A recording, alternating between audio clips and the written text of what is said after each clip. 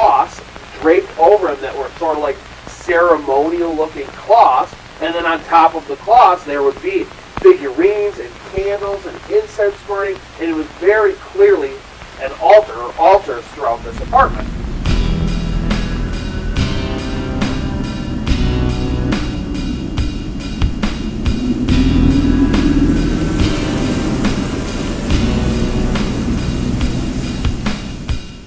So, once again, you found yourself at the campsite of the Orator. Well, please pull up a chair. As you can see, my fire is stoked, which means tonight I have another tale to tell.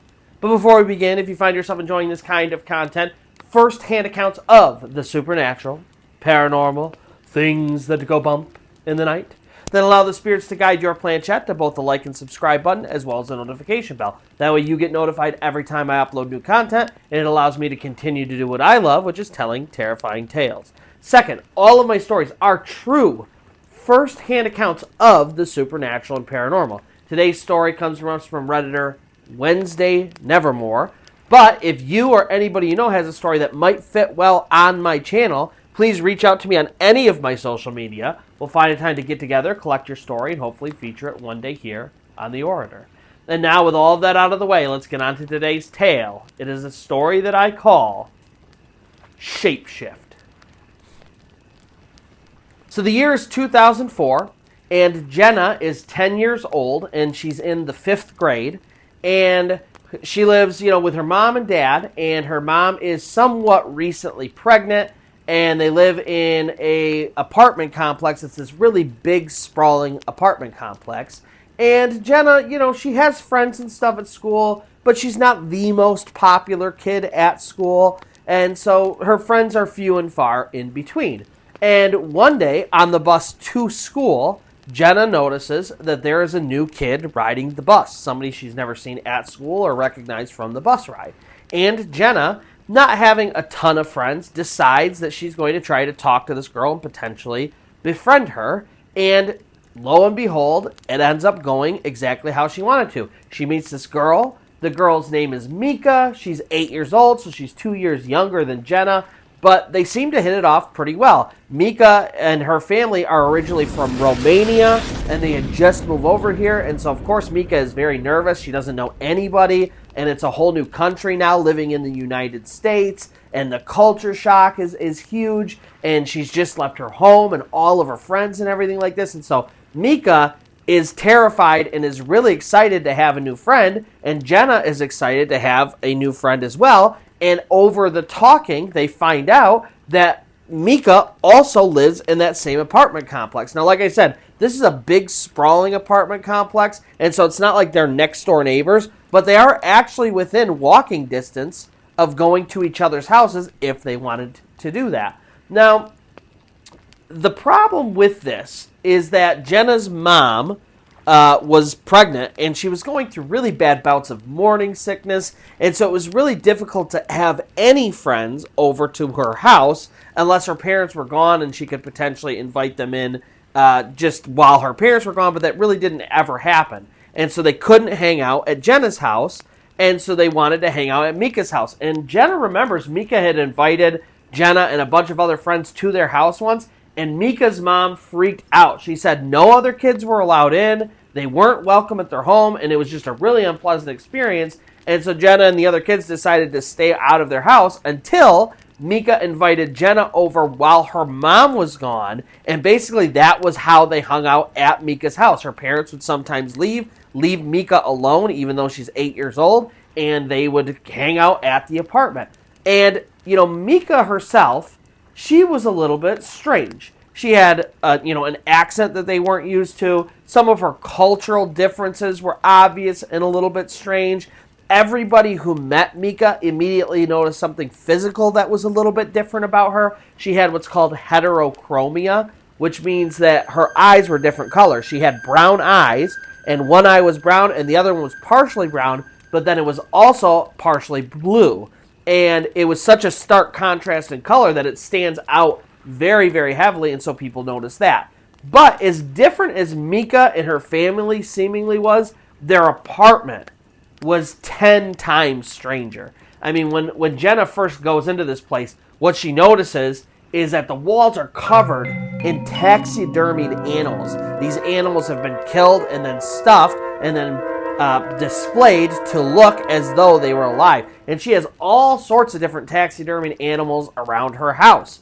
And they're not just the usual ones. It's not like, a lot of times in America, people will hunt deer and they'll taxidermy a deer head as a trophy. But this was all sorts of stuff. There were birds and cats and all different kinds of weird animals. And that was pretty weird. But then there were also these altars throughout the apartment. They would have these beautiful little stands with these cloths draped over them that were sort of like ceremonial looking cloths. And then on top of the cloths, there would be figurines and candles and incense burning. And it was very clearly an altar or altars throughout this apartment.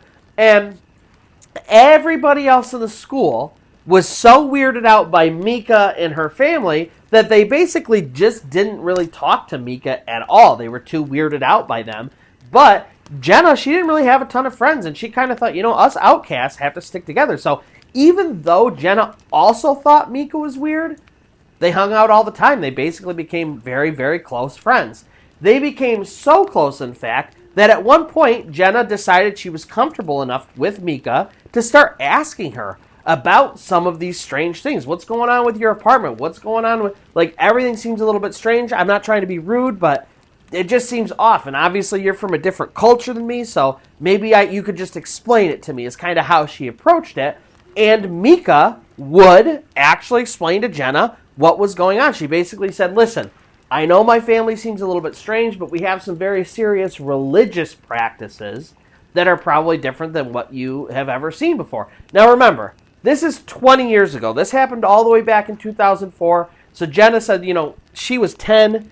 Her memory's not perfect. She doesn't remember all the specifics. But what she remembers is the name of the religion that Mika said has not been, it's not a religion she had ever heard of before or since.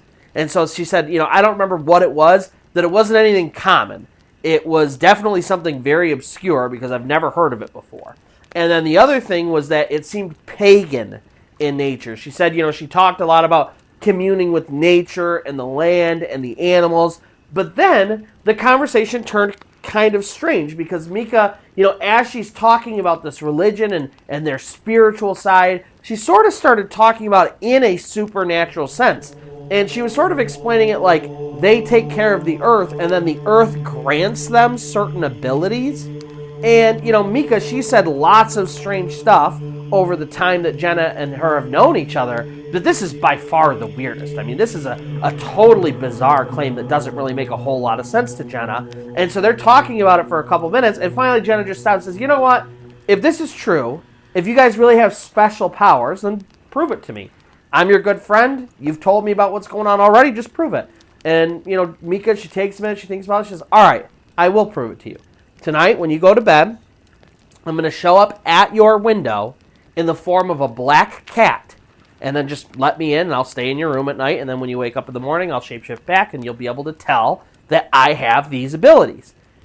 And Jenna, right away, she's like, yeah, of course, that sounds awesome. That's an easy way to prove it to me. But in her head, she's thinking, me and my family, we live on the 3rd floor of this apartment complex, and there's no good way to get up to my window to be let in. There's no stairs, there's no ladder, there's no fire escape. The window ledges themselves are few and far in between, and they're very tiny ledges, so it's not something that you'd be able to climb or scale, even as an adult, let alone an 8-year-old girl. And so Jenna, right away, is like, yeah, perfect, prove it to me, come tonight.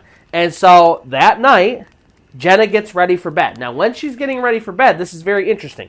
She's 10 years old, and she still likes girly stuff. She has girly-type pajamas specifically is one of the things she enjoys. So she has, Hello Kitty pajamas and things like that. But one of Jenna's best friends was sort of going through this phase where she was moving out of kitty stuff, and she liked to dress more mature. And so when she would come over and stay the night with Jenna, she would make fun of her girly pajamas and stuff like that. And so Jenna had gotten out of the habit of sleeping in girly pajamas specifically so that she wouldn't get made fun of unless she was alone. So she had company of any kind. She had a separate set of pajamas that looked more grown up that she would wear. But if she didn't have any friends over, that's when she would sleep in what she really liked. And her mom had just bought her that week a brand new pair of Care Bear pajamas, and she was so excited to finally wear them to bed, and tonight was the first night. So she gets in her pajamas, brand new, nobody but her and her parents had seen them, and she brushes her teeth, and she gets ready for bed, and at 9:30, her bedtime, she finally goes to sleep. And she goes to bed right away. She doesn't have any nervousness or anxiety or anything like that. She falls asleep, and at 3 in the morning, she is woken up to scratching at her window, and she slowly wakes up, and she rubs the sleep out of her eyes, and she gets out of bed, and the whole time she's still groggy. I mean, it's 3 in the morning, she's only 10. She's having a difficult time waking up in the middle of her deep sleep, but the scratching on her window is insistent. And so at some point, she finally gets up, she rubs the sleep out of her eyes, she makes her way over to the window, she looks out, and there is a black cat on her 3rd-story window, scratching to be let in, and she just sort of pauses and looks at this cat, and the cat looks back at her, and then it sort of just raises its paw as if to wave at her. And Jenna, instead of being excited by this, she totally freaks out. She gets super scared. She runs back to her bed and hides under her covers and ignores the scratching at her window completely until eventually, at some point, she falls back asleep. And in the morning, she wakes back up, and in her head, she remembers everything, but she's like, that had to have been a dream. There's no way that that was real. And so she convinces herself that was a dream, and then she heads downstairs, and she goes to have breakfast with her mom, and she sits down, she's eating breakfast with her mom, and her mom says, hey, did you hear anything strange last night? And Jenna, she's eating, and she just stops. And she looks at her mom, she's like, what do you mean strange? Her mom's like, well, I know this is weird, but I got woken up in the middle of the night by this really loud scratching. And it was so loud, I thought it was going to wake everybody up, so that's why I was asking. She's like, I went to the window and I saw the weirdest thing. You won't even believe it. She said there was a cat somehow perched on the ledge of our window. I don't even know how the heck the thing got up there, but it was scratching at the window, and it looked like it was a little bit scared because of how high off the ground it is. So she said, I opened the window to let it in, and I'm just going to take it downstairs and let it back out at the front door. That way it doesn't fall and hurt itself. She said, so I let it in, I pick it up, and she said the cat was totally docile. It wasn't aggressive or mean like a feral, non-domesticated cat might be. She said, so I picked it up, and it was all, purring, and it seemed like a friendly cat. And then I looked at it, and its eyes were the weirdest eyes I've ever seen on a cat. She said it had 2 different colored eyes. One eye was brown, and the other one was partially brown and partially blue. And, Jenna is listening to this story, and she is in absolute shock, in total disbelief. Like, this cannot possibly be real. This must be the weirdest coincidence of all time. And Jenna's mom says, so I did. I ended up taking it downstairs. I let it out. And she said, it's the weirdest thing, but not only did the cat look strange, but it seemed grateful that I had taken care of it, which is just weird, uncat-like behavior. And Jenna, she doesn't really respond. She's very weirded out by the whole thing. And she ends up, getting ready for school that day and finishing her breakfast. And she goes to the school bus. And she's so lost in her head and kind of worried and concerned about everything that's going on that she removes herself from all the other people. There's the group of kids waiting for the bus. And she's just sort of standing apart from them in her head thinking, like, this can't possibly be real. What explanation could there be for this? When all of a sudden, Mika strolls right up to her and taps her on the chest and says, hey there, gloomy Care Bear, alluding to these pajamas that literally no one has seen but Jenna and her mom. Nobody else even knows she got the pajamas. They're brand new. But she taps her on the chest and says, hey there, you gloomy Care Bear. Why didn't you let me in last night? I told you I was going to be there. I was scratching your window. You looked at me, and then you didn't let me in. She said, I ended up having to go to your mom. Luckily, you have a nice mom. She let me in. She made sure I was warm enough, and then she took me downstairs and let me back outside at the bottom floor. So make sure to thank your mom for me. And Jenna is just, she has no explanation for this. And Mika is explaining exactly what happened, and Jenna just doesn't know what to say. She doesn't know what to do. She doesn't know how to explain it. And from that moment on, she was so freaked out by this whole transaction, this whole thing that happened, that she just stopped being friends with Mika. She didn't talk to anybody else about it. She distanced herself from Mika, and she just decided, I'm not going to be friends with her anymore because I think what she's saying and what she can do might be real, and I don't want to be a part of that world.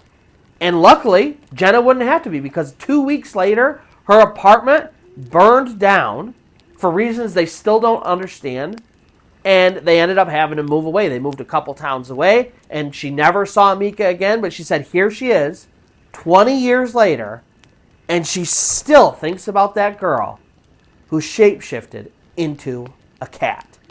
And so that's going to do it for today's story. If you found yourself enjoying this story or any of the other ones on our channel, please allow the spirits to guide your plan chat to both the like and subscribe button, as well as the notification bell. That way you get notified every time I upload new content, and it allows me to continue to do what I love, which is telling terrifying tales. Second, all of my stories are first-hand true accounts of the supernatural and paranormal. Today's story comes from us from Redditor Wednesday Nevermore. I will make sure to link that story in the chat below so you can check out the original chat. But if you or anybody you know has a story that might fit well on my channel, please reach out to me on any of my social media. We'll find a time to get together, collect your story, and hopefully feature it one day here on the Orator. And so until next time, where you'll pull up your chair, my fire will be stoked, and I'll have another tale to tell.